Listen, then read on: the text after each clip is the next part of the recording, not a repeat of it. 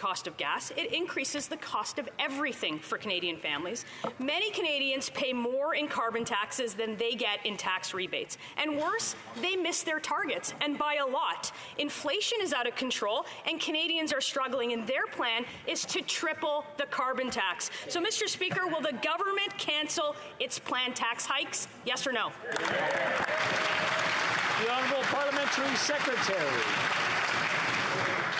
Well, thank you, Mr. Speaker. And just to the honourable member, we are fighting climate change and we are delivering on affordability. Mr. Speaker, the honourable member will recall that the Parliamentary Budget Officer has confirmed the price and pollution will put more money in people's pockets. 8 out of 10 families will get more back than they pay through the Climate Action Incentive. This year, Mr. Speaker, I would remind the honourable member that a family of 4 will receive up to $745 in Ontario, $830 in Manitoba, and $1,100 each in Saskatchewan and Alberta. Mr. Speaker, we're fighting affordability and fostering affordability and fighting climate change. For Thornhill. Mr. Speaker, the Parliamentary Budget Officer says that 60% of households in Ontario, in Alberta, in Saskatchewan, in Manitoba pay more than they get back. So it started at $30 a ton, then it was $40 a ton, now it's $50 a ton, and they're on track to triple it to $170 a ton. Emissions have gone up, the price of everything has also gone up, so I'll ask again, when they plan to step out of Fantasyland, join us in the real world, and admit that their plan to triple the carbon tax is wrong. The Honourable Parliamentary Secretary to the Minister of the Environment. Well, Mr. Speaker, we know that climate change and the cost of inaction is absolutely enormous. We've been experiencing climate impacts all over the country, Mr. Speaker, and we have a practical and affordable way to reduce pollution. And while the Conservatives want to make pollution free again, Mr. Speaker, we're reducing pollution, we're putting more money in people's pockets, and we are building the clean economy of the future. Honourable Member for Parry Sound, Muskoka. Mr. Speaker, thanks to the ever-increasing Liberal carbon tax, I'm receiving messages from Canadians across this country wondering how they're going to heat their homes and eat this winter. And now the Liberals are coming after workers' paychecks with CPP and EI increases. Canadians cannot afford this government taking any more of their money. They are desperate for relief from this high-tax Liberal agenda. Mr. Speaker, it is a simple choice. Will the Liberals continue to punish hard-working Canadians, or will they finally stop inflicting the pain and cancel their tax hikes? The Honourable Parliamentary Secretary. Well, Mr. Speaker, we've all heard the Leader of the Opposition calls for freedom. Mr. Speaker, I hope the Honourable Member of the Opposition didn't mean the freedom to pollute. And while Conservatives want to make pollution free again, Mr. Speaker, again, we're reducing pollution, we're putting more monies in people's pocket, we're creating the clean economy and good, clean jobs. Thank you, Mr. Speaker. L'Honourable Député de Charlebourg-Haute-Saint-Charles. The Honourable Member for Charlebourg-Haute-Saint-Charles. Mr. Speaker, since 2015, this Prime Minister's policies has been hurting Canadians' pocketbooks. Currently, we're seeing the tax credit for children's sports activities being eliminated. While raising other taxes, he also promised that he would reduce rates on student loans, but now he's going to increase them. Can this Prime Minister promise not to increase taxes? The Honourable Minister of Family. Mr. Speaker, this year we signed 13 agreements with all the provinces and territories to reduce child care costs. That's thousands of dollars that will go back to parents' pockets to ensure that they can provide their children with what they need and to ensure that they can keep up with the cost of living. Mr. Speaker, we are focusing on families, and we will continue to do so. The Honourable Member for Charlebourg-Haute-Saint-Charles. Mr. Speaker, even before the pandemic, this Prime Minister spent more than any other Prime Minister in the history of Canada. His out-of-control spending has led to roaring inflation, and now Canadians are paying exorbitant prices for goods and services. And now the Prime Minister will make it worse by hiking the carbon tax. This is going to hurt families who dream of buying a house one day. Will the Prime Minister promise to pause tax hikes? The Honourable Minister of Tourism. Mr. Speaker, today in this very House, we tabled 2 bills which will make the cost of living more affordable for Canadians. The dental care plan and an increase in housing benefits, as well as doubling the GST credit. In addition to all the measures in Budget 2022, we are here to support Canadians, Mr. Speaker, and that's exactly what we will continue to do.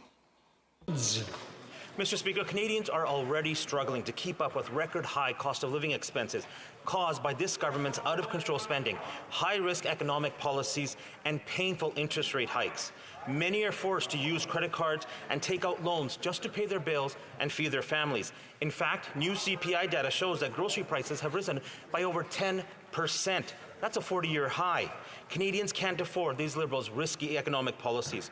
Will the government commit to cancelling their planned tax hikes on Canadians? The Honourable Minister. Mr. Speaker, let's be really clear. The riskiest advice that anybody in the House of Commons has given Canadians over the last 6 weeks is it putting their money into Bitcoin.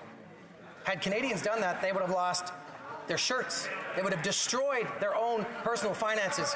So our plan, Mr. Speaker, is a real plan that will help make life more affordable.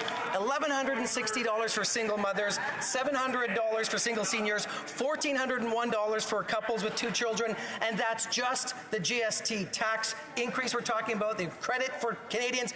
That side can support us and do right by Canadians.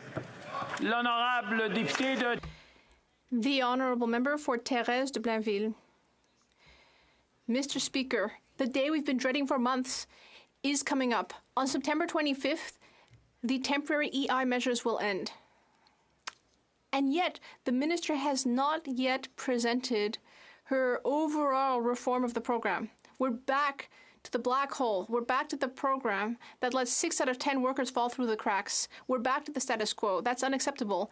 Mr. Speaker, September 25th is in 5 days. The Minister needs to do something. What will she immediately do? Will she at least extend the temporary measures? The Honourable Minister.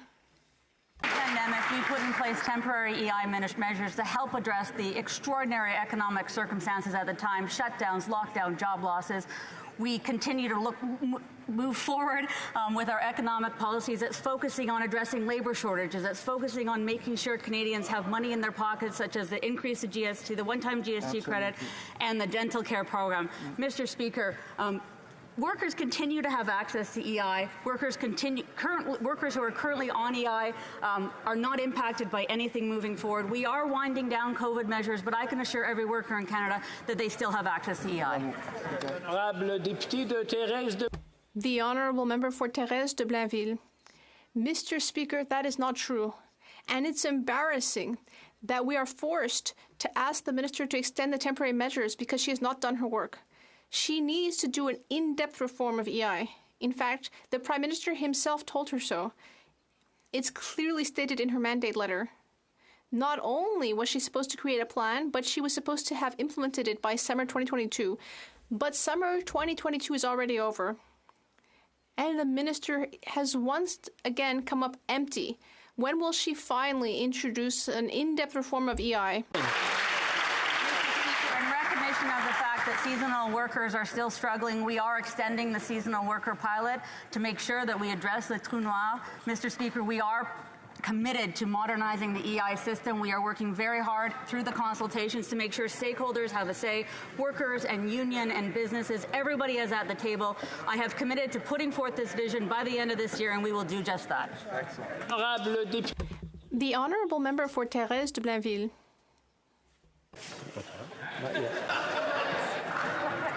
C'est OK? Easy. Monsieur le Président, qu'est-ce que...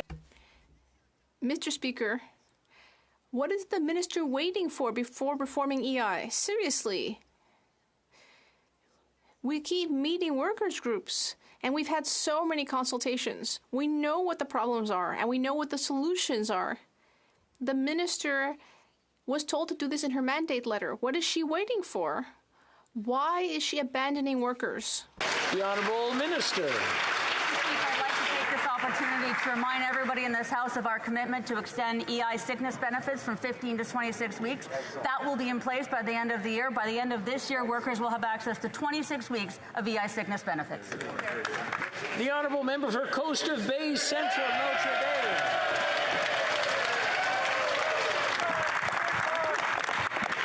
Mr. Speaker, energy poverty in Atlantic Canada is nearly 40%, the highest in the country.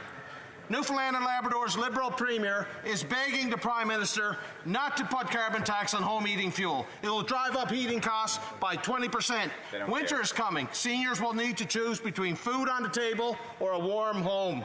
Will the government pledge to cancel its planned tax hikes on my province's workers and seniors? Pledge today. The Honourable Parliamentary Secretary to the Minister of the Environment.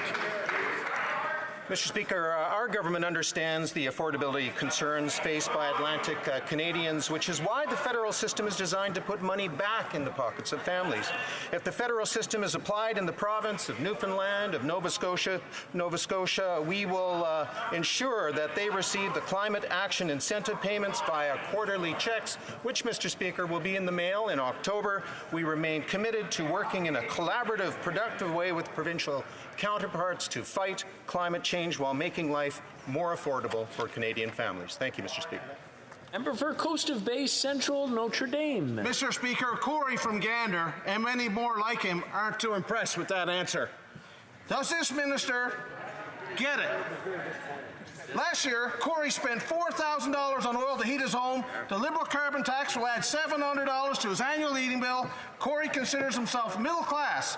But with these inflationary tax increases, he's worried about paying his bills. Again, I ask on behalf of Newfoundlanders and Labradorians, and many of them voted for this Prime Minister, will he choose not to hurt them and cancel these planned tax hikes? The Honourable Parliamentary Secretary. Mr. Speaker, we hear Canadians in Atlantic Canada and the issues that they have raised with respect to the cost of oil heating, which is in fact why just last week we announced a special program for Atlantic Canada in particular to help them transition from oil to renewable energies, to have cleaner, cheaper ways to heat their homes. We're there to support Canadians. We're there to support Atlantic Canadians. The Honourable Member for South Shore, St. Margaret's. Mr. Speaker, that minister doesn't know that that program only covers 3% of people in Atlantic Canada. What are the other 97% supposed to do? Nova Scotia has surpassed the 2030 carbon reduction emission targets and will reach net zero by 2050.